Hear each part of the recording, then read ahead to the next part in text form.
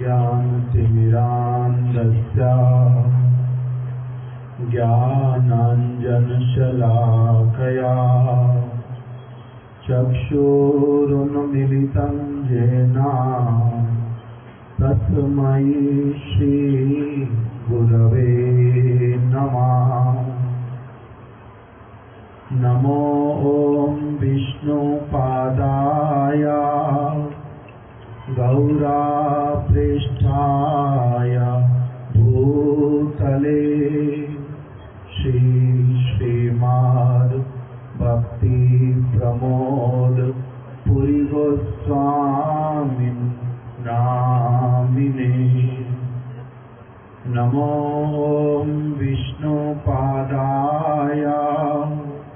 राधिकायै प्रियात्मने श्रीमद् भक्ति वेदांत नारायण इति नामिने। नमो ॐ विष्णुपादाय गुरुदेवायै प्रियात्मने श्रीमद् भक्ति विज्ञान भारती इति नामिने। वाञ्छाकल्पतरुभ्यश्च कृपा सिन्धुभ्य एव च पतितानां पावनेभ्यो वैष्णवेभ्यो नमो नमः। जय श्री रूप श्री सनातन भट्ट रघुनाथ श्री जीव गोपाल भट्ट दास रघुनाथ। एचाई गोसाई करी चरणा वंदन जहाँ ऐते विघ्न नाश अभीष्ट पुराण। नमो महावदन्याय कृष्णा प्रेम प्रदायते कृष्णाय कृष्ण चैतन्य नामिने गौरात्विषे नमः। हे कृष्ण करुणा सिंधो दीनबंधो जगत्पते गोपेश गोपिकाकांत राधाकांत नमस्तुते। तप्त कांचन गौरांगी राधे वृंदावनेश्वरी वृषभानुसुते देवी प्रणमामि हरिप्रिये। श्रीकृष्ण चैतन्य प्रभो नित्यानंद श्री अद्वैत गदाधर शिवासादि गौर भक्त वृंद। हरे कृष्णा कृष्णा कृष्णा हरे हरे हरे राम राम राम हरे हरे। आज एक विशेष तिथि अक्षय तृतीया। हमारे गुरुदेव श्रीमद् भक्ति वेदांत नारायण गोस्वामी महाराज जी प्रत्येक वर्ष ही हम लोगों को बतलाते थे कि अक्षय तृतीया का महात्म्य शास्त्रों में स्थान स्थान पर लिखा हुआ है और पूरे भारतवर्ष में ही इस तिथि को बड़े आनंद के साथ में इसका महोत्सव मनाया जाता है इस तिथि में। सर्वप्रथम इसको अक्षय तृतीया का इतना महात्म्य क्यों है, उसके लिए बतलाते हैं कि सत्य युग का प्रारंभ इसी दिन से हुआ था। सत्य युग का प्रारंभ का मतलब क्या सत्य युग एक ही बार प्रारंभ होता है? नहीं, पुनः पुनः ही क्या होता है? सत्य युग, द्वापर युग, त्रेता युग, कली युग, फिर सत्य युग, द्वापर युग, त्रेता युग, कली युग। इस प्रकार से करके बहुत बार ही तो ऐसे होता है। जब जब सृष्टि का सृजन होता है उसी समय जो सत्य युग सबसे पहले वो प्रारंभ होता है तृतीया के दिन में। इसी तृतीया को इसीलिए कहते हैं अक्षय तृतीया। सत्य युग यहीं से प्रारंभ होता है। किसके लिए प्रारंभ होता है? जो व्यक्ति वास्तविक रूप में सत्य युग में निवास करने की कामना करता है उसके लिए। दूसरा इसमें वर्णन करते हैं कि इसी तिथि को ही जो बद्रीनाथ जी हैं वहां पर बद्रीनाथ जी का द्वार उद्घाटन होता है। आज लगभग 6 मास तक वो मंदिर ब्रह्मा जी के द्वारा, नारद जी के द्वारा वहां पर विग्रह सेवित होते हैं और 6 मास तक मनुष्य जो है ब्राह्मण वो सेवा करते हैं। तो आज से जो वहाँ का द्वार है वो उद्घाटित होगा। आज के दिन में ही भगवान ने मनुष्यों को जीवन धारण करने के लिए सबसे पहली जो एक वनस्पति जौ उसको प्रकटित किया था, जो कि सब बहुत प्रकार के गुणों से युक्त है। उसी का सृष्टि भी भगवान ने आज के दिन में किया था और इसीलिए आज के दिन में जौ इत्यादि का सत्तू बना करके और चीजें ठाकुर जी को निवेदन करने का एक विधि है। इस बात को भी बतलाते थे। और जगन्नाथपुरी में आज के दिन से चंदन यात्रा प्रारंभ होती है। भगवान जगन्नाथ जी को उनके विजय विग्रहों को चंदन लगाया जाता है और फिर थोड़ी ही दूरी पर एक सरोवर है, नरेंद्र सरोवर। वहां पर भगवान के श्री विग्रहों को लेकर के जाते हैं। नौका विहार होता है। श्री चैतन्य महाप्रभु और उनके परिकर गण इस महोत्सव को बड़े आनंद के साथ में पालन करते थे। और एक मंदिर है दक्षिण भारत में, जीयड़ नरसिंह। वहां पर यद्यपि सारा वर्ष भगवान नरसिंह देव को चंदन से पूरी तरह से लेपित करके रखते हैं। सिंहाचलम में उग्र नरसिंह इत्यादि को आज के दिन कुछ समय के लिए उनका पूरा चंदन उतार देते हैं और उनके श्री चरणों का, पूरे श्री विग्रह का दर्शन होता है और बाद में फिर से उसके ऊपर चंदन लेपित कर देते हैं। हम लोगों के लिए आज का दिवस श्री माधवेंद्र पुरी पाद जी का भी विशेष रूप से स्मरण कराता है। श्री चैतन्य महाप्रभु ने भगवान होने पर भी ईश्वर पुरी पाद जी को गुरु के रूप में वर्ण किया था। ईश्वर पुरी पाद जी के भी गुरु जी थे माधवेंद्र पुरी। उनको गिरिराज गोवर्धन में भगवान का एक विग्रह जिनका नाम था गोपाल, अभी जिनको लोग श्रीनाथ जी बोलते हैं, नाथ द्वारा में, वही गोपाल जी पहले गिरिराज गोवर्धन में थे।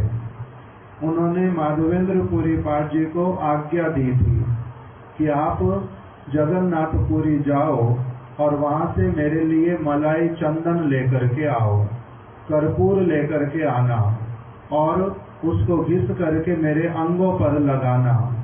मैं बहुत दिनों तक मिट्टी के भीतर में था इसीलिए मेरे शरीर में जो एक विशेष प्रकार का असुविधा होता है, जलन इत्यादि होती है। आप चंदन लेकर के आओ, घिस करके मेरे को लगवाओ। माधवेंद्र पुरी पाद जी वृद्ध अवस्था थी, तब भी वो चल करके गए थे और जगन्नाथपुरी से चंदन लाए थे। जब वापिस आ रहे थे, मार्ग में एक स्थान था रेमुना, वहां पर बहुत एक विशेष विग्रह है जिनका नाम है खीर चोरा गोपीनाथ। माधवेंद्र पुरी पाद जी के लिए ही वो भगवान ने खीर चोरी की थी, इसलिए नाम पड़ गया खीर चोरा गोपीनाथ। वही खीर चोरा गोपीनाथ में जब वो पहुंचे रेमुना में, तब गोपाल देव ने उनको आदेश दिया कि आप गोपीनाथ जी को ही चंदन लगवा दो, वहीं पर घिसवा करके गोपीनाथ जी को चंदन लगवा दो। वहां लगाने से मेरे अंग जो है यहीं गिरिराज गोवर्धन में अपनी आप से शीतलता को प्राप्त कर लेंगे। मैं और गोपीनाथ एक ही हैं। तो आज के दिन से माधवेंद्र पुरी पाद जी ने वहां पर चंदन लगाना प्रारंभ किया था। 21 दिन तक ये महोत्सव चलता है, 21 दिन तक चंदन यात्रा होती है। हम लोग अभी अपने ही दोष के कारण 21 दिन पूरा नहीं कर पाते बड़े विग्रह का इस प्रकार से चंदन लगाना। हम लोग केवल एक ही दिन कर लेते हैं, आज अक्षय तृतीया के दिन में। बाकी दिनों में छोटे ठाकुर जी को थोड़ा थोड़ा चंदन लगाते हैं 21 दिन तक, किंतु नियम है 21 दिन तक ठाकुर जी को चंदन प्रदान करने का। तो ये माधवेंद्र पुरी पाद जी के संपर्क से हमारे सारे गुरु वर्ग भी इस अक्षय तृतीया में सभी स्थानों पर चंदन इत्यादि का ठाकुर जी को लेप करते हैं। और हमारे परम गुरुदेव ने नित्य लीला प्रविष्ट श्री श्रीमद भक्ति प्रज्ञान केशव गोस्वामी महाराज जी ने आज के दिन ही गौड़िया वेदांत समिति का स्थापना किया था। उन्होंने मंदिर मठ इसका प्रारंभ किया था।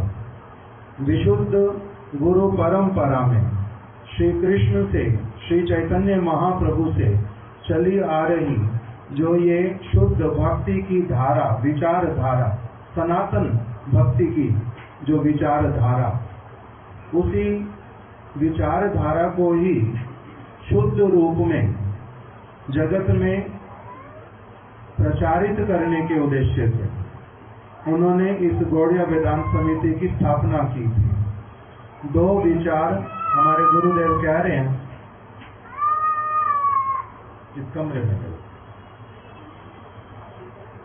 हमारे गुरुदेव बतला रहे हैं कि 2 ऐसे तो बहुत सारे उद्देश्य, सद उद्देश्य, उसी उद्देश्य को लेकर के ही, चाहे वो शिला प्रभुपाद जी हों, चाहे वो शिला भक्ति विनोद ठाकुर जी हों, या फिर श्री चैतन्य महाप्रभु और उनके अनुगत जन, सभी का जो उद्देश्य, वही उद्देश्य हमारे परम गुरुदेव जी का। मठ मंदिर इत्यादि को बनाने के पीछे उद्देश्य कोई अपने आराम के लिए स्थान बनाना, या फिर केवल मात्र जो मेरा अनुगत बनेगा उनके लिए कुछ व्यवस्था कर देनी आराम से रहने के लिए, वो उद्देश्य मठ मंदिर का नहीं होता। क्योंकि उन्होंने घर इत्यादि छोड़ा, संसार छोड़ा भगवान का भजन करने के उद्देश्य से। तो इसीलिए जब फिर किसी संस्था इत्यादि का को एस्टैब्लिश करते हैं, विशेष करके हमारे जो गुरु वर्ग, उनका 2 विशेष विचार उसमें दिखला दिया हमारे गुरुदेव ने, कि एक तो हमारे संप्रदाय का जो श्री चैतन्य महाप्रभु के मत अनुरूप जो एक रसगत विचार, एक तत्वगत विचार। रसगत विचार क्या है कि आराध्यो भगवान ब्रजेश तनयम तद धामम वृंदावनम आराध्य भगवान श्री ब्रजेंद्र नंदन कृष्ण हैं। उनका धाम श्री वृंदावन है। उनकी उपासना विशुद्ध प्रेम के द्वारा जैसे गोपियां श्री कृष्ण की करती हैं, उनकी उपासना वैसे होती है। और उस उपासना का सारा श्रेष्ठ बहुत उत्तम पवित्र रूप में वर्णन किया गया है श्रीमद् भागवत में। यही श्री चैतन्य महाप्रभु का मत है। इसी बात को सारे जगत में जहां तक हो सकता इसको प्रचारित करने के उद्देश्य से कि भागवत का मत है एते चाहंश कलापुंसा कृष्ण सु भगवान स्वयं। श्री कृष्ण ही स्वयं भगवान है और उनके अंश हैं, अंश के भी अंश कला है। और कृष्ण जो है वो ब्रजेंद्र नंदन कृष्ण ही जो है मूल भगवान है, ब्रज में रहने वाले कृष्ण। उनका धाम वृंदावन है। उसी वृंदावन में नित्य प्रति उनको कभी माता यशोदा इत्यादि स्नान इत्यादि करा करके चंदन से चर्चित करती हैं। कभी ब्रज की गोपियां उनको चंदन से चर्चित करती हैं। बहुत सुंदर सुंदर उसमें गैरिक धातु इत्यादि लगा करके कभी उनके सखा लोग उनको इस तरह से तैयार करते हैं, कभी वो अपने सखाओं के लिए करते हैं। तो जो ये प्रेम की नगरी जहाँ पर भगवान होकर के भी कृष्ण जो हैं वो प्रेम के वशीभूत हो जाते हैं, उस ब्रज की नगरी का जो वास्तविक प्रेम का परिपाटी उसी को जगत में स्थापित करने के उद्देश्य से ही उनकी उपासना ब्रज गोपियों जैसे कैसे कर सकता है एक बद्ध जीव? कैसे उसके हृदय में जगत की समस्त कामनाओं से अलग हट करके फिर एक शुद्ध साधु वाला भक्त वाला जीवन, उसमें भी फिर इतना सर्वोच्च जो ब्रज का भावना, उसके साथ में साधन भजन करना, जीवन यापन करना और श्री कृष्ण के साथ में मैं नित्य मेरा मिलन हो, उनके परिकरों के साथ में मेरा रहना हो, मैं उनकी सब समय के लिए सेवा कर पाऊं, उनके साथ में रास विलास इत्यादि करूं, उसमें अपनी सेवाओं का योगदान प्रदान करूं। ये वाला जो एक चेरिश्ड डिजायर, बहुत उत्तम हृदय में आनंद को प्रदान करने वाला जो सर्वश्रेष्ठ लक्ष्य, ये जीवों को कैसे प्राप्त हो, प्रथम कक्षा से प्रारंभ करके इतनी उच्च कक्षा तक वो कैसे पहुंचे, इसी के उद्देश्य से श्रीमद् भागवत का जो सुपीरियरिटी, सारे के सारे ग्रंथों का वो सार स्वरूप, सर्वश्रेष्ठ अथॉरिटी, इतना एक शुद्ध जीवन प्रदान करने वाला, शुद्ध विचार और इतने ऊंचे भक्ति के सोपान पर, सीढ़ी पर एक व्यक्ति को पहुंचा देने वाला जो श्रीमद् भागवतम ग्रंथ, उसका प्रचार प्रसार करने के लिए उन्होंने क्या किया, इस गौड़िया वेदांत समिति की स्थापना की कि जिससे सर्वत्र ये जो श्री चैतन्य महाप्रभु का मत है और भगवान कृष्ण का लीला करने का, इस जगत में आने का जो वास्तविक उद्देश्य है, उसको समस्त जगत में प्रकाशित करना, ये है मंदिर का, मठ का उद्देश्य स्थापित करने का। कोई मनोरंजन करना नहीं है, लोक रंजन करना नहीं है, अपने वैभव को दिखाना नहीं है, लोगों को ठगला करके उनसे पैसे लेकर के कोई अपने आराम के लिए, ऐशो आराम के लिए बिल्डिंग्स बनाना, इसका नाम मंदिर इत्यादि की स्थापना करना नहीं होता। कुछ विशेष जो आदर्श को, प्रिंसिपल्स को लेकर के एक व्यक्ति, श्रेष्ठ व्यक्ति ये कार्य कर सकता है। वही हमारे परम गुरुदेव ने किया। दूसरा उन्होंने बताया तत्वगत विचार से।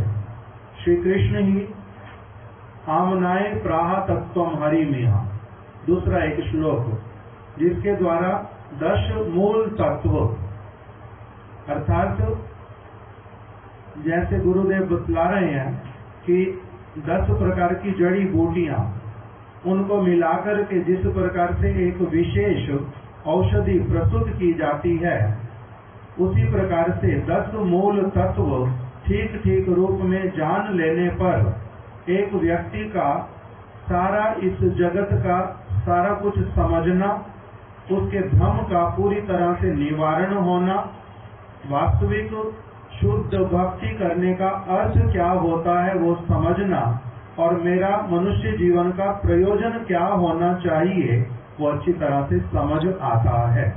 इन उद्देश्यों के लिए ही उन्होंने क्या किया था, गौड़िया वेदांत समिति की आज के दिन में ही स्थापना की। यही कहकर के मैं कथा को विराम देता हूँ।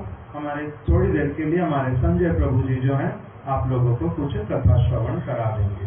गौर प्रेमानंदे हरि हरि बोल।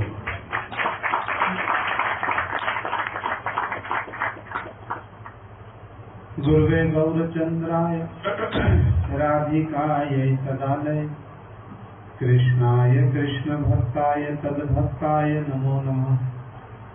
नमो विष्णुपादाय श्रीरूप रघुनाथ पृष्ठाय भूतले श्रीमते भक्ति वेदांत नारायण गोस्वामी नामिने वांछा कल्पतरुभ्यश्च कृपा सिन्धुभ्यैव च पतितानां पावनेभ्यो वैष्णवेभ्यो नमो नमः।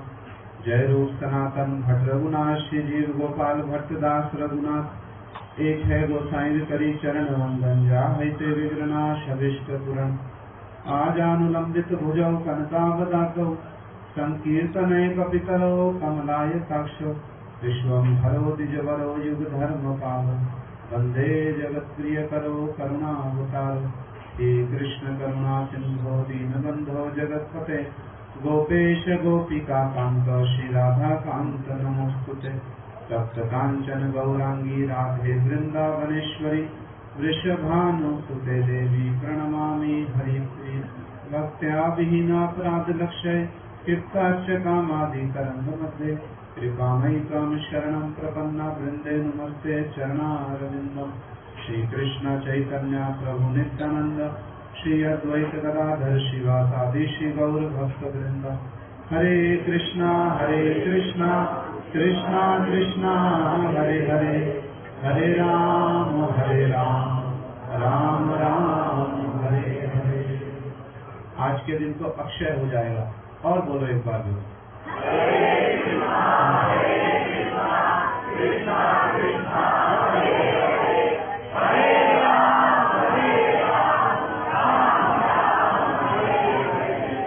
मैं सर्वप्रथम अपने परम राध्यतम गुरु पाद जगत गुरु विंतरीला वरिष्ठों विष्णुपाद अष्टोत्तर श्री श्रीमद शिला भक्ति वेदांत नारायण गोस्वामी महाराज जी के श्री चरण कमलों में अनंत कोटि दंडवत प्रणाम ज्ञापन करता हूँ।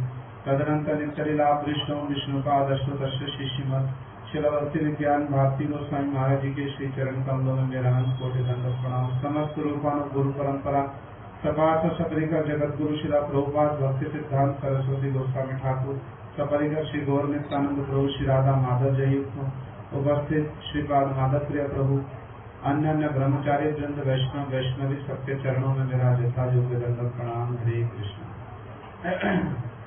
जैसा कि आप लोगों ने सुना, आज एक बहुत विशेष दिन है, अक्षय तृतीया। हम लोग प्रातःकाल से ही श्री गुरुपाद पद्म के मुख से हमने जिन विचारों को श्रवण किया उन्हीं का ही अनुकीर्तन करके हम लोग इस तिथि को पालन करने की चेष्टा कर रहे हैं। हमारे परम गुरु महाराज जी श्रील भक्ति प्रज्ञान केशव गोस्वामी महाराज जी वो कहा करते थे, किसी भी अनुष्ठान के आंतरिक उद्देश्य को लक्ष्य किए बिना यदि हम केवल बाह्य अनुष्ठान में ही मग्न रह गए तो क्या होगा, वो बाह्य अनुष्ठान हमको निकल जाएगा। आ रहा है समझ में? क्या समझ में आया? परम गुरु महाराज जी बतला रहे हैं, किसी भी अनुष्ठान के आंतरिक उद्देश्य को लक्ष्य करना। जैसा कि अभी बतलाया ना, हम लोग इस तिथि का पालन कर रहे हैं। इतना सुंदर सजावट की गई है। ठाकुर जी को प्रातः काल से भक्त लोगों ने चंदन लगाया, हैं। हम लोगों ने ठाकुर जी का दर्शन कर लिया, गुरु महाराज जी बतला रहे थे कथा में, ठाकुर जी का दर्शन कर लिया और मन मन में गुरु जी कहते लड्डू खा रहे हैं, हमको ठाकुर जी का दर्शन हो गया। ठाकुर जी का दर्शन हुआ है, ठाकुर जी का दर्शन हुआ, बहुत अच्छा, ठाकुर जी का दर्शन हो गया।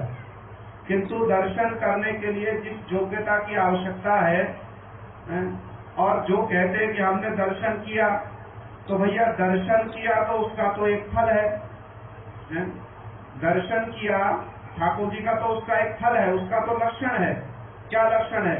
श्रीमद् भक्तिविनोद ठाकुर जी कह रहे हैं, जन्म सफलकार कृष्ण दर्शन जार, भाग्य होई आचे एक बार, विकासिया हृदयन करी कृष्ण दर्शन, छाड़े जीव चित्तेर विकार। कि भाई इन जड़ीय नेत्रों से तो कृष्ण का दर्शन नहीं होता है, फिर कृष्ण का दर्शन करने की योग्यता क्या है? विकसिया हृदयन, पहले हृदय के नेत्रों को विकसित करो। गुरु महाराज जी कहते पहले हृदय के नेत्रों को विकसित करो। जब हृदय के नेत्र विकसित हो जाएंगे तब वास्तव में कृष्ण का दर्शन होगा। अच्छा, ऐसा कृष्ण का दर्शन यदि हो जाए तो ठाकुर महाशय कहते हैं, मन उचाटन ना चले चरण, संसार गेलाम भूले। तो भाई दर्शन हुआ तो देखो अपने भीतर में झांक करके, मन उचट गया संसार से, मन उचाटन ना चले चरण, संसार गेलाम भूले। माने संसार से मेरा मन उचट गया, मैं संपूर्ण रूप में संसार को भूल गया है, और ना चले चरण, अब मेरे चरण जो है ना वापस नहीं जा रहे हैं। अब एक घंटा और रुक जाओ, देखेंगे किस किस के चरण वापस जा रहे हैं कि यहीं रह जा रहे हैं। चरण तो वापस जाएंगे, किंतु अवस्था कैसी हो? मन रह जाए कृष्ण के चरणों में, अंततः इतना तो हो जाए, मन रह जाए कृष्ण के चरणों में। इन सब विचारों को बतलाने के लिए और हमारी अवस्था को वहां तक उन्नत करने के लिए हमारे गुरुवर्ग, हमारे वैष्णव लोग इन सब अनुष्ठानों का आयोजन करते हैं। ये कृष्ण का दर्शन इतना सरल नहीं है। रूप गोस्वामी जी ने तो स्पष्ट रूप में कहा है, बंधु संगे यदि तव रंग परिहास, ठाके अभिलाष यदि ठाके अभिलाष। भैया तुम्हारी बंधु बांधवों के साथ में बड़े आनंद पूर्वक संसार में रहने की यदि इच्छा है, छोटे छोटे बालकों की मीठी मीठी बोली सुनने की इच्छा है, कितना अच्छा लगता है ना, छोटे छोटे बालक बोलेंगे, कितनी मीठी मीठी बोली है। तो रूप गोस्वामी जी तो सावधान कर रहे हैं भैया, ठाके अभिलाष, यदि मन में ऐसी अभिलाषा हो ना तब क्या करना है? तब क्या करना? वृंदावन मत चले जाना भूल कर भी, और यदि वृंदावन चले जाओ तो वहां केशी घाट पर मत जाना। केशी घाट देखा है ना, वह बहुत सारे भूत प्रेत रहते हैं, हमने सुना। उन भूत प्रेतों के सम्राट कौन है? कौन है? कृष्ण भूत प्रेतों के सम्राट है देखा। भूत प्रेतों के सम्राट तो शिव जी हैं। वो शिव जी भी केशी घाट पर कृष्ण का दर्शन करके मुग्ध हो जाते हैं।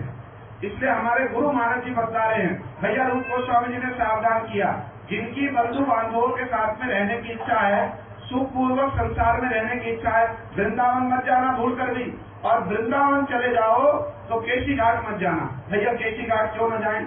वहां पर ऐसा दिख रहा है ना, ये 16 वर्ष का एक बड़ा श्यामल सुंदर लड़का वहां पर खड़ा रहता है। उसके बड़े सुंदर सुंदर नेत्र हैं, सतकुंडलीक नयनम। सतकुंडलीक नयनम माने कमल के खिले हुए कमल के समान उसके बड़े बड़े नेत्र हैं। आयत कर्ण, कान तक उसके नेत्र हैं। बड़ा सुंदर लड़का है, 16 वर्ष का बड़ा सुंदर लड़का, और बड़े कमल की पंखुड़ियों के समान उसके गुलाबी गुलाबी बड़े सुंदर उसके होठ हैं, और सिरे सिक्की पिछवर, उसने अपने मस्तक पर क्या लगा रखा है? मोर मुकुट लगा रखा है। इतना सुंदर उसका रूप है, इतना सुंदर। अच्छा, रूप से भी बच जाओगे, क्या करोगे? नेत्र बंद कर लो, रूप मत देखो कृष्ण का। ये तो एक उपाय हो सकता है ना। संसार बचाने की इच्छा है तो कृष्ण का रूप मत देखो, नेत्र बंद कर लो। किंतु भैया नेत्र बंद कर लोगे तो जानते हो क्या करेगा? वो बड़ी सुंदर बंशी बजा देगा। इतनी सुंदर बंशी बजाएगा कि क्या होगा? आपको नेत्र खोलने के लिए आप बाध्य हो जाओगे। इतनी सुंदर बंशी बजाएगा वो लड़का आप नेत्र खोलोगे, और जैसे ही आप नेत्र खोलोगे ना, वो एक तिरछी चितवन से आपकी ओर देखेगा, बस एक कटाक्ष करेगा। तिरछी चितवन से वो एक बार आपकी ओर देखेगा, और यदि उसने एक बार आपकी ओर देख लिया तो हमारे गुरुजी कहते थे, देखो सावधान, खबरदार, उससे नेत्र मत मिलाना, एक बार भी नेत्र मत मिलाना। किंतु ऐसा संभव होगा संभव? आप 1000 चेष्टा कर लो। राधा जी कहती हैं, सखी मेरा मन जो है ना, सब समय मेरे वश में रहने वाला है, वश में रहने वाला। किंतु राधा जी बड़ी अच्छी बात कह रही, जब से मैंने ललिता विशाखा जी के सामने अपना दुख प्रकाशित कर रही, जब से मैंने ये कृष्ण 2 अक्षर मेरे कान में रहे ना, जब से, तब से क्या हो रहा है, मैं तो बड़े उन्नत कुल में, ऊंचे कुल में मेरा जन्म हुआ, और बड़े मान मर्यादा से मेरे माता पिता ने मेरा पालन पोषण किया। किंतु सखी बड़े दुर्भाग्य की बात है, ये दुर्भाग्य की बात है ना, सौभाग्य की बात है। इसको कहते हैं ब्याज स्तुति। बाहर से तो ऐसे दुख प्रकाश कर रही, सखी मैंने जब से कृष्ण ये 2 शब्द सुने ना, तब से मेरा मन जो है ना, मेरे वश में नहीं, तब से मेरा मन भी मेरे वश में नहीं है सखी। तो यदि आप किसी प्रकार कान पर हाथ रख लोगे, बंशी से भी बच जाओगे, तो क्या होगा, वहां पर कोई ना कोई आपके कान में आकर के कृष्ण बोल देगा। यदि कृष्ण शब्द आप सुन लोगे तो क्या होगा, आपका मन आपके वश में नहीं रहेगा। भक्तिविनोद ठाकुर जी कहते हैं, मन उचाटन, मन उचट जाएगा सारे संसार से, और क्या होगा, न चले चरण। आप चेष्टा करोगे हम अपने घर में वापस चले जाएं, किंतु आप जा नहीं पाओगे, आप जा नहीं पाओगे, और क्या हो जाएगा, संसार गेला में भूले, आप संसार को भूल जाओगे। इतना सुंदर वो श्यामल लड़का है, इतनी सुंदर बंशी बजाता है, इतना मोहक उसका रूप है, और रूप से बच जाओगे ना तो इतने सुंदर शब्द कहेगा ना वो, मधुरया गिरा बलगु वाकया, बलगु वाक्य माने, बलगु माने वाणी, इतने मधुरया गिरा, गिरा माने वाणी, इतने सुंदर शब्द कहेगा ना आपसे, कहीं एकांत में मिलकर कहेगा, अरे तुम इतनी दूर से आए, हमारा दर्शन करने के लिए आए, तुमको बड़ा कष्ट हुआ है, मैं क्षमा चाहता हूँ, मैं तुम्हारी क्या सेवा करूँ बतलाओ, आओ मेरे साथ कुंज में बैठो थोड़ा समय के लिए, तुम्हारा बीजन कर दूं, पंखा कर दूं, ऐसे कहेगा वो लड़का। कौन है जानते हो वो लड़का कौन है? वो है श्याम सुंदर, मदन मोहन, इसलिए नाम है मदन मोहन। इतने मधुर शब्दों में आपके साथ बातचीत करेगा, आपके मन को मुग्ध कर लेगा, आप एकदम मंत्र मुग्ध हो जाओगे, भूल जाओगे सब कुछ। इसलिए भैया यदि संसार में रहने की इच्छा हो ना सुखपूर्वक, तब वृंदावन मत जाना, वृंदावन मत जाना, और यदि चले जाओ तो केशी घाट पर मत जाना, और केशी घाट पर चले जाओ तो वो 16 वर्ष का जो लड़का है ना, उसके फेरे में मत आ जाना भैया। यदि आ जाओगे तो पूरा संसार छुड़ा देगा, आपका पूरा संसार छुड़ा देगा, ऐसी अवस्था कर देगा। तो इसलिए आपको वृंदावन में जाना पड़े, हमने बीच में रोक लिया, यही पर कृष्ण का दर्शन करा दें आपको, क्यों इतनी शीघ्र संसार छुड़ाएं। किंतु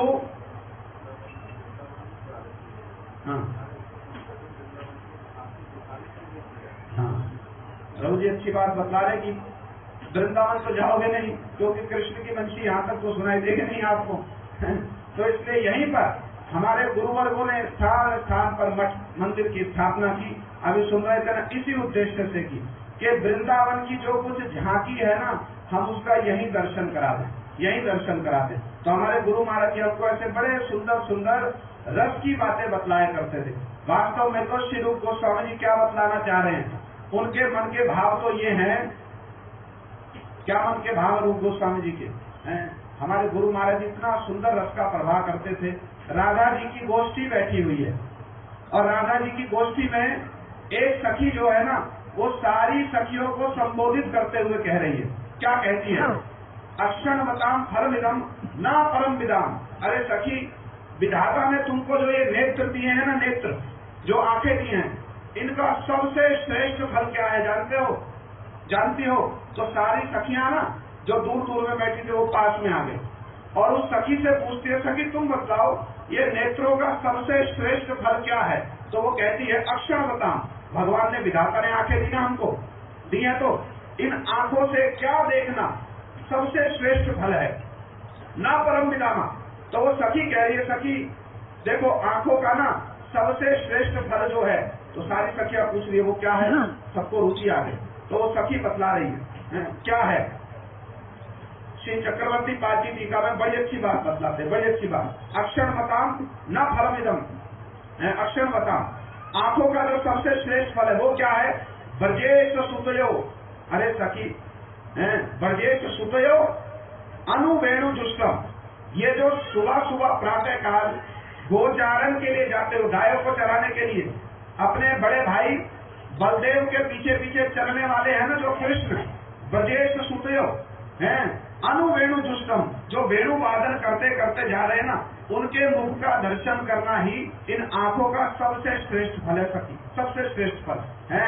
और यदि तुम इन आंखों का सबसे सर्वश्रेष्ठ फल प्राप्त ना करो तो तुम्हारी आंखें बेकार, तुम्हारी आंखें जो है ना बेकार। श्री कृष्णदास कविराज गोस्वामी जी ने तो बड़ी अच्छी बात कही, वो कहते हैं बंशी गानामृत धाम लावण्यामृत जन्म स्थान, जे ना देखे से चांद बदन, से नयन कीवा काज पड़ुपकार मुंडेबाज, से नयन रहे की कारण। अरे भैया बंशी गानामृत धाम, कृष्ण का जो मुख कमल है ना, वो सारे दिन कृष्ण रात दिन क्या करते हैं?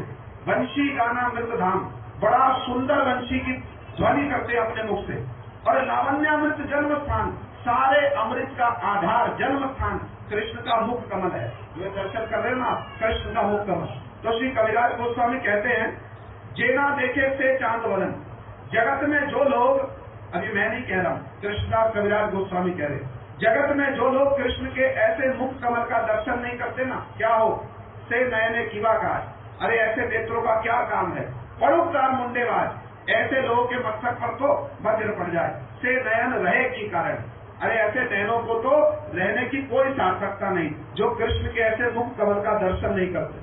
तो सखी कह रही है, देखो सखी तुम तो ग्रह संसार में, ग्रह श्रृंखला में आबद्ध होकर अपने दिनों को बेकार में काट रही हो, बेकार में काट रही हो। अरे चलो वन में चलें, वन में जाकर के क्या करें? अनुवेणु दुष्टम, अरे वो जो कृष्ण है ना बड़ी सुंदर बंशी बजाने वाला है, उनके मुख कमल का हम दर्शन करें।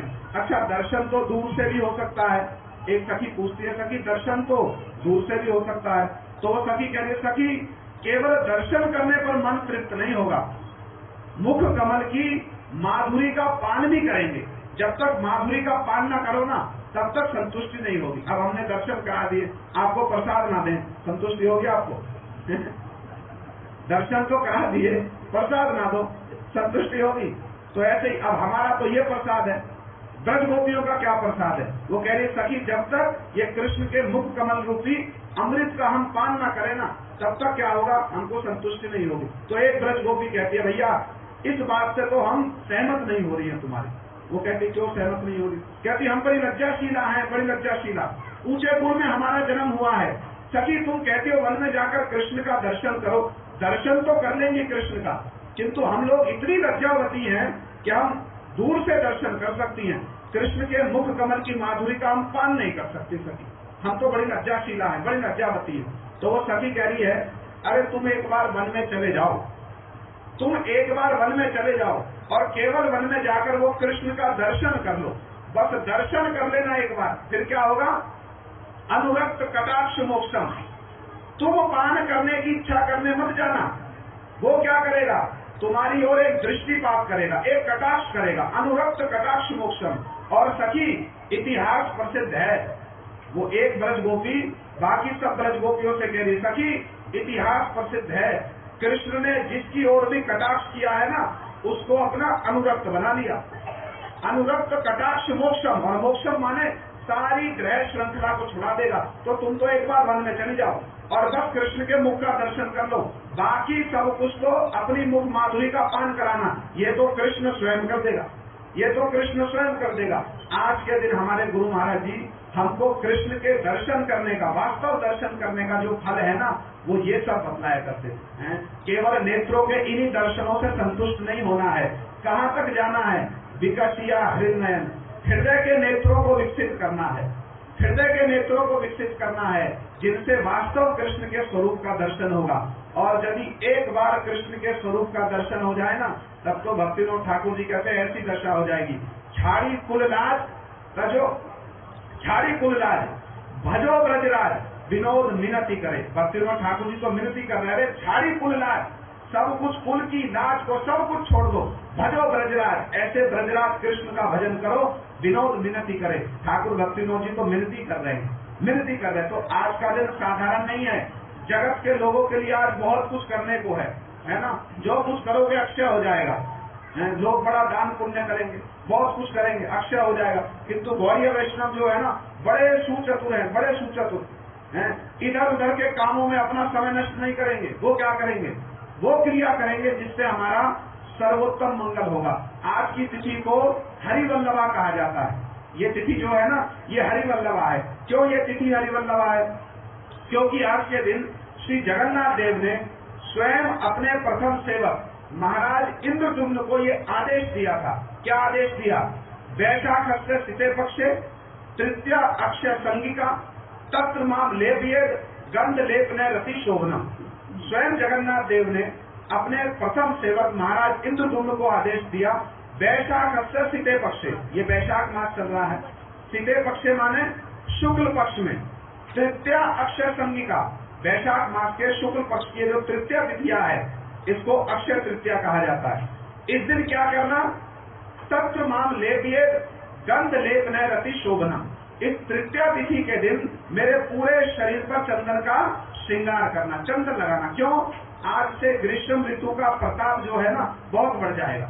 इसलिए आज से 21 दिनों तक, ये वैशाख मास है, अगला मास कौन सा आएगा? ज्येष्ठ मास आएगा। ज्येष्ठ मास की अष्टमी तिथि तक प्राय 21 दिनों तक जगन्नाथ जी की ये चंदन यात्रा का अनुष्ठान होगा। हमारे श्री चैतन्य महाप्रभु जी जगन्नाथ जी की चंदन यात्रा का बड़े उत्साह के साथ में पालन किया करते थे, बड़े उत्साह के साथ में। आज के दिन श्री जगन्नाथ देव अपने मंत्री लोकनाथ महादेव जी के साथ में और बलदेव प्रभु जी के साथ में वो कहाँ जाते हैं? उनके विजय विग्रह श्री मदन मोहन जी, वो जाएंगे आज के दिन एक सुंदर सी पालकी में चढ़ करके नरेंद्र सरोवर में जाएंगे। इसलिए नरेंद्र सरोवर को चंदन पुष्कर भी कहा जाता है। और नरेंद्र सरोवर में जाकर जगन्नाथ जी माने जगन्नाथ जी के विजय विग्रह श्री मदन मोहन जी, वो अपने मंत्री लोकनाथ महादेव और बलदेव प्रभु सुभद्रा सुदर्शन जी के साथ में नौका विहार करेंगे, नौका विहार। तो श्री चैतन्य महाप्रभु जी भी अपने सारे परिकरों के साथ में जगन्नाथ जी की चंदन यात्रा में सम्मिलित होते थे। और एक छोटी सी लीला में श्री वृंदावन दास ठाकुर जी ने, देखो आज के दिन ना बहुत सारी घटनाएं हुई, बहुत सारी ऐतिहासिक घटनाएं पुराणों में आज के दिन की बड़ी महिमा कही गई। और आज के दिन लोग बड़ी कथाएं बांटते हैं। परशुराम जी का जन्म हुआ, कुछ लोगों के मतानुसार भगवान हैग्रीव का जन्म हुआ। आज के दिन कृष्ण ने, सूर्य देव ने द्रौपदी को अक्षय पात्र दिया। नाना प्रकार की कथाएं कहते हैं। इन कथाओं को सुनने से मंगल तो होता है, ऐसा नहीं कि मंगल नहीं होता, मंगल होता है। किंतु गौड़ीय वैष्णव लोग कहते हैं मंगलम मंगलानाम, इन सारे मंगलों का भी जो मंगल है ना, वो कथा श्रवण करेंगे। समझ में आ रही बात? मंगलम मंगलानाम। अब सारी कथाओं को बतलाने जाएंगे तो आपको अगली 21 दिन नहीं, अगली अक्षय तृतीया तक बैठना पड़ेगा। वो तो आप बैठोगे नहीं, वो तो आप बैठोगे नहीं। तो हम ऐसी बात सुना दें, हमारे गुरु जी कहते थे ऐसी बात सुना दो, सारम सारम समझता, थोड़ा सा सुनने से ही परम मंगल हो जाए। तो देखो, जिस छोटी सी लीला को बस 2-4 मिनट में जिस लीला को बतला रहे ना, उसको सुनने का फल क्या है? पहले फल की बात सुन लो। जब फल की बात सुन लोगे तो सुनने में उत्साह आएगा। वृंदावन दास ठाकुर जी ने ये नरेंद्र सरोवर में आज के दिन श्री चैतन्य महाप्रभु जी जो लीला करते हैं ना, उस लीला को सुनने की और कहने की जो महिमा है, जो फल मिलेगा, उसके विषय में वृंदावन दास ठाकुर जी कहते हैं, यही सब लीला जीव उद्धार कारण है, कर्म बंध छिंडे यहाँ श्रवण पठन। महाप्रभु जी की ये सब लीलाएं जीव के उद्धार के लिए हैं। और इन लीलाओं को सुनने से और कहने से, पढ़ने से क्या होगा? कर्म बंध छिंडे, सारे कर्म बंधन का नाश हो जाएगा। तो चाहते हो हमारे कर्म बंधन का नाश हो जाए? बोल ही नहीं रहे, नहीं हम जहाँ है सुख में है, हमारे जीवन में समस्या उत्पन्न ना करो, हम जहाँ है सुख में, भैया सुख में है तो कोई बात नहीं। किंतु यदि कर्म बंधन का नाश करने की इच्छा है तो वृंदावन दास ठाकुर जी कहते महाप्रभु जी की लीलाओं को सुनो बड़े ध्यान से। और ऐसे नहीं बस कथा में बैठे हैं, बस कब खत्म होगी कथा, बहुत देर हो गई है, प्रातः काल से सुन लिया, ऐसे नहीं भैया। ऐसे सुनने से हो जाए तो बस हाथ में रखा लड्डू थोड़ी है। लोग हमसे आकर पूछते प्रभु जी शास्त्र में तो कहा क्या भक्ति बड़ी सरल है। हाँ भक्ति सरल है, भक्ति तो बहुत सरल है, किंतु ब्रज भक्ति बड़ी कठिन है। हाँ, हम सरल बने तब तो। और इसलिए वृंदावन दास ठाकुर जी ने एक बात कह दी है भैया, एक बात बड़े ध्यान से सुन लो। कहते ताते विश्वास करी सुन भावे लक्षण भाई बे भावे ज्ञान पाईवा प्रेम धन। उन्होंने कहा प्रेम धन तो मिलेगा, मैं गारंटी दे रहा हूँ प्रेम धन मिलेगा, किंतु सुनना कैसे पड़ेगा। ताते विश्वास करी सुन भावे लक्षण, विश्वास पूर्वक सुनना पड़ेगा और प्रीति पूर्वक सुनना पड़ेगा। जब विश्वास और प्रीति के साथ में सुनोगे तब क्या होगा, हई बे भावेर ज्ञान, इन सब भावों का ज्ञान हो जाएगा और पाईवा प्रेम धन की प्राप्ति हो जाएगी यदि विश्वास और प्रीति के साथ में सुनोगे। ऐसे ही सुन लोगे बैठ करके बस तब नहीं होगा, तब नहीं होगा। इसलिए ब्रह्मा जी ने भी बड़े सुंदर रूप में कह दिया, ज्ञाने प्रयासम उपास्य नमन्ते जीवंती सनुकृताम भवदीयवाक्ताम स्थाने स्थिता श्रुतिगताम तनु मनोवीर्ये प्रायशो अजित। रुक जाओ 2 मिनट। प्रायशो अजित का अर्थ क्या है, सुना कभी? आ रहा है समझ में? पता नहीं क्या समझ में आ रहा, क्या नहीं समझ में आ रहा। अब हमको तो कहना ही भैया। ब्रह्मा जी क्या कह रहे? प्रायशो अजित। सुनो ध्यान से, ध्यान दोगे तब तो समझ में आएगा। 2 मिनट बाद पूछो जाए इधर देख रहे हो उधर देख, वो समझ में नहीं आ रहा। ध्यान से सुनोगे मन देकर तब समझ में आएगा। ब्रह्मा जी क्या कहते हैं? प्रायशो अजित, भगवान प्राय अजित है, उनको कोई जीत नहीं सकता, किंतु प्रायशो अजित, ऐसे जो अजित है ना उनको भी जीता जा सकता है। जितो कैसी टेस्ट लो क्या, ऐसे भगवान को भी जीत सकते हो। कैसे जीत सकते हो? ब्रह्मा जी ने उपाय बताया, ज्ञाने प्रयासम उपास्य नमन्ते जीवंती सन्मुखरिताम भवदीयवाक्ताम। पूरे श्लोक की व्याख्या नहीं करूंगा, एक बात कह दूंगा बस। चक्रवर्ती पाद जी टीका में बड़ी अच्छी बात कहते हैं, वो कहते हैं स्थाने स्थिता श्रुतिगताम तनुवान मनोवीर्य। ध्यान से सुनो, पहली बात क्या कहते हैं? स्थाने स्थिता, जहाँ भगवान की कथा हो रही है ना वहां जाकर बैठ जाओ। कथा हो रही है, इधर उधर घूम रहे हैं, 10 तरह की बातें कर रहे हैं, तब नहीं होगा। मैं नहीं कह रहा हूँ, ब्रह्मा जी कह रहे हैं। सबसे पहली बात क्या बतलाई? स्थाने स्थिता, स्थिर होकर के बैठ जाओ जहाँ कथा हो रही है। फिर क्या करो? श्रुतिगताम, अपने कान दे दो। तनु वाम मनोवीर्य, मन दे दो, वाणी दे दो, सब कुछ दे दो, किंतु तनु वाम मनोवीर्य। पहले कह रहे हैं स्थाने स्थिता, जाकर बैठ जाओ। फिर दोबारा कह रहे हैं तनु, अपना शरीर दे दो। तो भैया जब पहले बैठ करके आ गए तो दोबारा शरीर कैसे दे दें? समझ में आ रही बात? पहले ही जब कह रहे आकर के बैठ जाओ कथा में, तो दोबारा क्यों कहा तनु वाम मनोवीर्य? दोबारा शरीर दे दो क्यों कहा? क्योंकि कहते केवल कथा में बैठे मत रहो, यदि कोई अच्छी बात सुनो, शास्त्र अनुमोदित बात सुनो, तो क्या करो? हाथ जोड़ करके मुंह खिलाओ और उसका अनुमोदन करो। यदि खाली जड़ के समान बैठे रहोगे ना तब नहीं होगा। चक्रवर्ती पाद जी टीका में कहते हैं, पहले तो कह दिया स्थाने स्थिता, जब आप कथा में आकर के बैठ गए फिर कहते तनुवाम मनोवीर्य, अपना शरीर दे दो। जब कथा में आकर बैठ गए तो शरीर को दे दिया ना, फिर दोबारा क्यों कह रहे हैं? इसलिए कह रहे हैं शरीर देने पर भी नहीं होगा, कथा का अनुमोदन करो। हाँ, बहुत अच्छी बात हमने सुनी, किंतु शास्त्र के अनुकूल जो बात हो उसका अनुमोदन करो। चक्रवर्ती पाद जी तो टीका में लिखते हैं, हाथ जोड़कर मस्तक खिलाओ। हाँ, बहुत अच्छी बात, बहुत अच्छी बात। माने साधुवाद दो, पर अच्छी कथा हो तभी साधुवाद दोगे ना। इधर उधर की कथा हो थोड़ी साधुवाद दोगे। जो शास्त्र अनुकूल बात है उसको साधुवाद दो। तो कथा में बैठने से नहीं होगा, साधुवाद देना पड़ेगा। श्री चैतन्य महाप्रभु जी अपने सारे भक्तों को लेकर कहाँ पहुंचे? नरेंद्र सरोवर के तट पर। इस लीला को सुनने से क्या होगा? फलश्रुति बतलाइए। आज के दिन ये लीला हुई, क्या होगा? अभी तो बताया था क्या होगा? महाप्रसाद मिलेगा, क्या होगा? कर्म बंद। श्रोताओं की अवस्था देखकर वक्ता के हृदय से वचन निकलते भैया।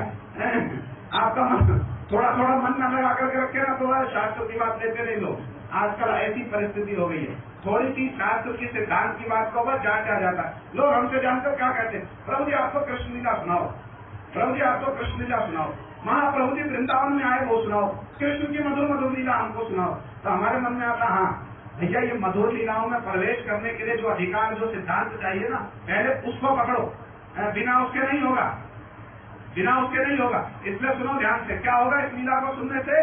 कर्म बंध छिंदे ही आज श्रवण पसंद है, सारे कर्मों का नाश हो जाएगा। इतनी शीघ्र हम आपको लीला सुना के आपके सारे कर्मों का नाश कर रहे हैं, और क्या लोगे भाई हमसे? और क्या लोगे हमसे? तो महाप्रभु जी सारे भक्तों के साथ में नरेंद्र सरोवर के जल पर, नरेंद्र सरोवर के तट पर पहुंचे, और नित्यानंद प्रभु अद्वैताचार्य जी, इधर तो जगन्नाथ जी माने मदन मोहन जी जगन्नाथ जी के पीछे दिख रहे हैं, और बलदेव प्रभु सब नौका में सवार हो गए। उनका एक और नौका विहार चल रहा है। इधर श्री चैतन्य महाप्रभु जी सारे भक्तों के साथ में नरेंद्र सरोवर के जल में कूद गए।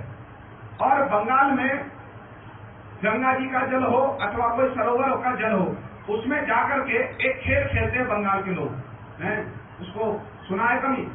कैसे सुना होगा? गए हो तब, खेले हो तब तो पता होगा। उस खेल का नाम होता कया। क्या नाम है? वो खेल का नाम है कया। वो जल में हाथ मार मार करके वाद्य बजाएंगे और उस खेल को खेलेंगे, उसको कहते कया। एक प्रकार की ताल देगा, दूसरा व्यक्ति एक प्रकार की ताल देगा। महाप्रभु जी सारे भक्तों के साथ में ये खेल खेलने लगे हैं, ताली बजा बजा करके जल में जोर जोर से हाथ मार रहे हैं। अब क्या हुआ? महाप्रभु जी और अद्वैताचार्य जी एक दूसरे के ऊपर में जल फेंकने लगे हैं, जल फेंकने लगे। क्यों जल फेंकने लगे? वृंदावन दास ठाकुर जी कहते सारे महाप्रभु जी के परिकरों में ना गोकुल के शिशु का भाव, शिशु माने सख्य भाव उदित हो गया। ऐसे तो महाप्रभु जी राधा जी का भाव और अंग कांति लेकर आए, किंतु इस विशेष लीला में महाप्रभु जी के हृदय में सख्य भाव उदित हो गया और सारे भक्तों के हृदय में भी सख्य भाव हो गया। महाप्रभु जी अद्वैताचार्य प्रभु जी एक दूसरे के ऊपर में जल फेंक रहे बड़े जोर जोर से, बड़े जोर जोर से। अब महाप्रभु जी ने आरंभ किया ना, सारे भक्तों ने आरंभ कर दिया, सारे भक्तों ने। सत्य गुप्ते माने मुरारी गुप्त जी, मुकुंद दत्त जी एक दूसरे के ऊपर में जल फेंक रहे। स्वरूप दामोदर जी, पुंडरीक विद्यानिधि जी वो एक दूसरे के ऊपर में जल फेंक रहे हैं। बड़े आश्चर्य की बात, बड़े आश्चर्य की बात। ये लोग बड़े गंभीर स्वभाव के हैं, बड़े गंभीर स्वभाव के, किंतु आज क्या हो गए? सब लोग भूल गए हम बड़े गंभीर स्वभाव के हैं, हम बड़े पंडित हैं, हमारी आयु 60 वर्ष की हो गई, सब भूल गए। सारे गोकुल के सख्य रस में इतने आविष्ट हो गए, सब एक दूसरे के ऊपर में जल फेंक रहे हैं, इतनी जोर जोर से जल फेंक रहे हैं। निर्घात माने परम प्रबल प्रचंड के साथ में जल फेंक रहे हैं। नित्यानंद प्रभु है ना, बड़े कौतुकी, बड़े कौतुकी। नित्यानंद प्रभु क्या कर रहे हैं? उन्होंने अद्वैताचार्य जी के ऊपर जल फेंकना आरंभ किया। इतनी जोर से जल फेंका, सारा जल अद्वैताचार्य जी की आंखों में चला गया। अब वो तो गाला गाली करने लगा नित्यानंद प्रभु जी को, ये कैसा सन्यासी है, इनको कोई समझाता क्यों नहीं है? इतनी जोर जोर से जल फेंक रहे, मैं बूढ़ा हो गया, देखो मुझको देखने भी नहीं दे रहे हैं, अरे इनको कोई रोको। इतना आनंद हो रहा है वहां पर नरेंद्र सरोवर के जल में कि कहते हैं वृंदावन दास ठाकुर जी कहते हैं महाप्रभु के जितने परिकर लोग हैं ना, इनकी तो बात छोड़ दो, जो पाषंडी लोग हैं, मायावादी लोग हैं, कुतार्किक लोग हैं, वो सब भी महाप्रभु की इस लीला को देखकर आनंद में मत हो गए। सारे लोग आनंद में मत हो गए। इतना सुंदर परिवेश हुआ वहां पर। एक और जगन्नाथ जी की लीला चल रही है, अचल जगन्नाथ, एक और सचल जगन्नाथ। श्री चैतन्य महाप्रभु जी अपने परिकरों के साथ में लीला कर रहे हैं। इसलिए वृंदावन दास ठाकुर जी कहते हैं यदि कोई विश्वास के साथ में लीलाओं को श्रवण करे तो क्या होगा? उसके सारे कर्म बंधनों का नाश हो जाएगा। यही सब लीला जीव उद्धार कारण है। कर्म बंध छिंडे यहाँ श्रवण पठन है। यदि लीलाओं को सुनोगे और कहोगे सारे कर्म बंधन का नाश हो जाएगा। आज के दिन श्री चैतन्य महाप्रभु जी इन सब लीलाओं को संपादित किया करते थे। तो हम लोगों का बड़ा सौभाग्य है, हम लोग ऐसे रूपालु गुरुवर्गों के श्री चरणाश्रम में हम लोग आए हैं कि हमको बड़े सार के सार रूप में हमारे गुरुवर्ग हमको इतनी दुर्लभ वस्तुओं से हमारा परिचय करा देते हैं। आज के दिन हमारे परम गुरु जी ने श्री गौड़ीय वेदांत समिति की स्थापना की और बड़े सुंदर रूप में हमारे परम गुरु जी आज के दिन भगवान साकार है कि निराकार है, इतना सुंदर उस पर विचार दिया करते थे कि भगवान का श्री विग्रह है, भगवान का श्री विग्रह जो है ना, वो भगवान से संपूर्ण रूप में अभिन्न है। हम लोग ठाकुर जी के विग्रह को नित्य मान करके ठाकुर जी के विग्रह की सेवा पूजा करते हैं। तो हमारे परम गुरु जी बड़े सुंदर सुंदर विचार हम लोगों को बताया करते थे। हमारे गुरु महाराज जी बड़े सुंदर सुंदर विचार बतलाया करते थे। समय बहुत हो चला है, आज अपनी वाणी को हम यही विराम देते हैं। हम लोग बस गुरु चरणों में यही प्रार्थना करेंगे कि हमारे हृदय में भी कभी कृष्ण दर्शन के, वास्तव कृष्ण दर्शन की लालसा उत्पन्न हो। इसी लालसा को उत्पन्न करने के लिए हमारे गुरु महाराज जी और वैष्णव लोग इन सब अनुष्ठानों का आयोजन करते हैं। ये अनुष्ठान उस जगत की एक छाया के समान है। उस जगत में जिस प्रकार की लीलाएं होती है ना रात दिन है, उसकी एक छाया मात्र, उसके एक प्रतिफलन को हमारे गुरुवर्गों ने यहाँ पर ना प्रकाशित किया है, जिससे हमारे हृदय में थोड़ा सा उस जगत में जो नित्य लीलाएं हो रही है ना, वहां जाकर के हमारे हृदय में लोभ उत्पन्न हो जाए इनको सुन सुन करके। रात दिन ऐसी ऐसी लीलाएं उस जगत में होती है ना।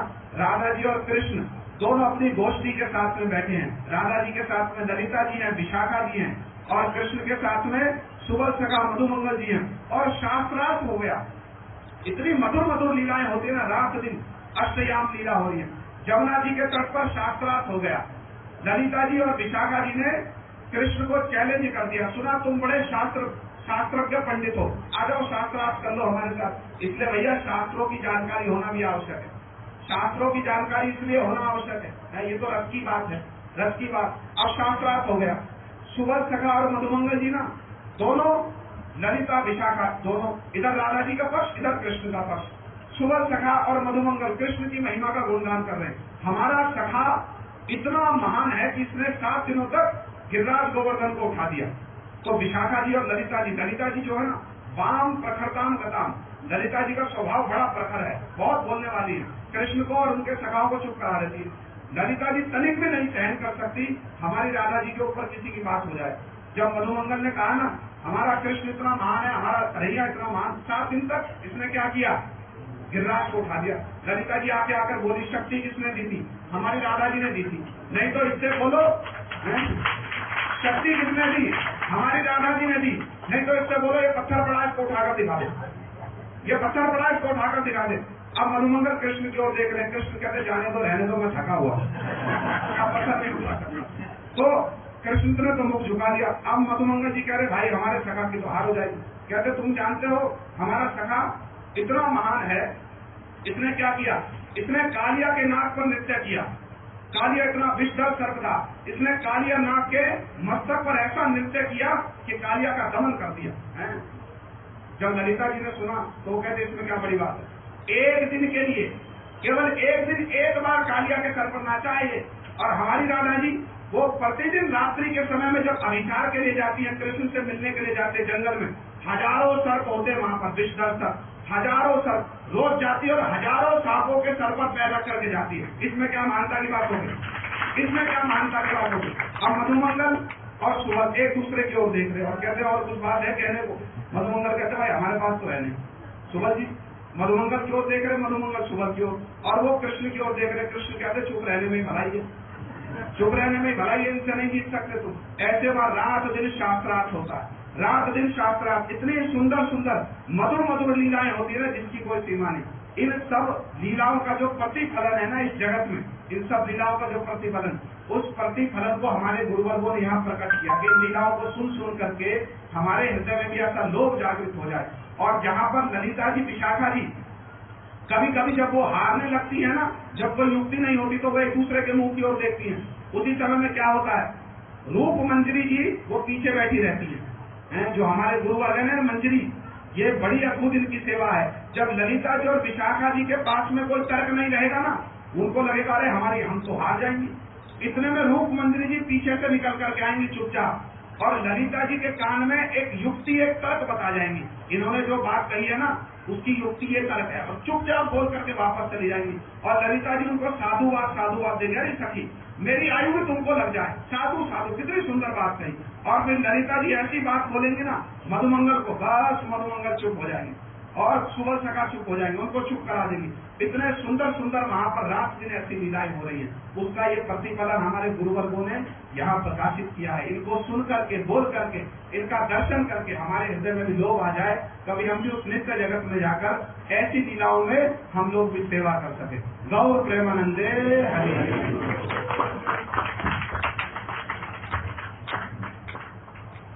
सुशील वगैरह है ना, चले गए। कीर्तन वाले प्रभु लोग आ जाओ, अगर है तो ये पुरानी मंत्र वही कर लेंगे, पुरानी मान कर लेंगे। अभी हम लोग थोड़ा सा कीर्तन करेंगे, सभी लोग आगे आकर के दर्शन करते जाएंगे। ऊपर प्रसाद हो रहा है, प्रसाद सभी लोग ग्रहण करके जाएंगे। हमारा आज का ये जो उत्सव अक्षय तृतीया का, ऐसे तो बहुत सारे भक्त लोग ही सेवा करते रहते हैं अलग अलग प्रकार से। इसमें चंदन इत्यादि की सारी सेवा और ठाकुर जी को किस प्रकार से तैयार करना, सारा कुछ करना, ये हमारा मुकुंद प्रभु जो है वो विशेष रूप से इसमें लगे रहते हैं। इसलिए उनकी विशेष सेवा से ही हम लोगों को इस प्रकार का दर्शन प्राप्त हो रहा है। हमारे गुरुदेव, सभी वैष्णव लोग, आप सभी लोग उसके प्रति आशीर्वाद करो, जिससे कि वो सब समय ऐसे भगवान की सेवा करते रहे। दूसरा, आज जो सारी व्यवस्था, इसमें भी हमारे गुड्डो दीदी, गोगिया जी, ये सभी लोग बहुत उत्साह के साथ में प्रत्येक वर्ष ही अक्षय तृतीया, राधा अष्टमी दोनों उत्सव बड़े आनंद के साथ में, बड़े प्रसन्नता पूर्वक सारी की सारी व्यवस्था करते हैं। गुड्डो दीदी सुबह से आकर के वो भी फूल बंगला इत्यादि ये बनवाना, गोगिया जी का आकर के रसोई इत्यादि पूरे देखना। ये 2 दिन ऐसे होते हैं, राधाष्टमी और अक्षय तृतीया, मैं अपने कमरे में बड़ा शांत बैठा रहता हूँ कि मेरे को कुछ भी नहीं करना, ना कुछ देखना है, सारा कुछ वो अपने आप से करेंगे, अपना हरि नाम करता रहता हूँ। इसलिए उन लोगों के प्रति भी हमारे गुरुदेव की, आप सभी ठाकुर जी की, सभी वैष्णवों की, उनके लिए शुभकामनाएं यही कह करके ही मैं आज कथा को विराम देता हूँ। वांछा कल्पतरुभ्यश्च कृपा सिन्धुभ्यैव च पतितानां पावनेभ्यो वैष्णवेभ्यो नमो नमः। यहाँ पर कुछ ऐसे भक्त लोग भी बैठे हैं, विशेष करके एक माता जी, उन्होंने हमारे मठ की सेवा के लिए ठाकुर जी का, जिनका आप लोग राधा माधव जी का जो दर्शन कर रहे हैं, इनके मंदिर तो बन ही रहा है, अलग अलग भक्त लोग उसमें सेवाएं दे रहे हैं, और सिद्धांति महाराज जी भी अपने आप से जो उनको सारा सेवा भक्त लोग देते हैं भगवान के लिए, सारी ठाकुर जी के लिए मंदिर की व्यवस्था कर रहे हैं। यहाँ पर एक माता जी बैठी हैं, सरोज मंगला जी के साथ में आए हैं, नाम तो मैं नहीं जानता, पलवल से आए हैं। उन्होंने ठाकुर जी का कक्ष बनाने के लिए, अभी हमारा मंदिर प्रारंभ भी नहीं हुआ था, उससे भी बहुत पहले उन्होंने अपनी आप से स्वतः स्फूर्त होकर के इच्छा की थी कि ठाकुर जी का जो कक्ष बनेगा, मैं अपने पति के नाम से वो बनवाना चाहती हूँ। उन्होंने उसके लिए हमारे को बहुत सारे पैसे दे भी दिए हैं, और कहा है कि और लगेंगे तो मैं और भी दे दूंगी, किंतु पूरा कक्ष ठाकुर जी वाला हम लोग बनवाना चाहते हैं। वो माता जी भी यहाँ पर बैठे हैं, उनके लिए भी हमारा धन्यवाद। हरे कृष्णा कृष्णा कृष्णा हरे हरे, हरे राम राम राम